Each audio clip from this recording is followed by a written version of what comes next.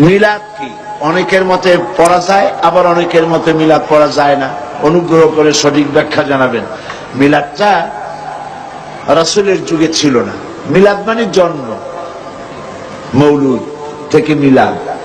তখন এই মিলাদটা রাসূল করিম সাল্লাল্লাহু আলাইহি ওয়াসাল্লামের জন্ম বৃত্তান্ত, এইটা রাসূলের যুগে ছিল না।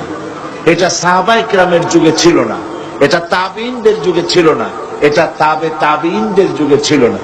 এখন আপনারা মনে করেন যে কোন জিনিসে খুব সওয়াব আছে এমন কোন জিনিসকে রাসূলুল্লাহ আমাদেরকে জানান নাই, সাহাবায়ে কেরাম আমাদের জানান নাই। আপনারা কি এই ধরনের বিশ্বাস করবেন? এরকম বিশ্বাস করবেন? যাতে সওয়াব আছে রাসূলুল্লাহ সব আমাদের জানাইছেন, সাহাবায়ে কেরাম আমাদের সব জানাইছেন।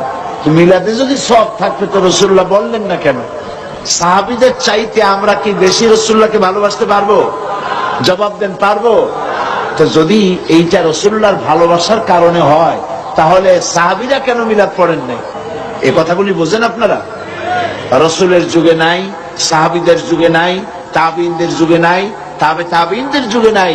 রাসূলুল্লাহর ইন্তেকালের 600 বছর পর মিলাদ আবিষ্কার হয়েছে।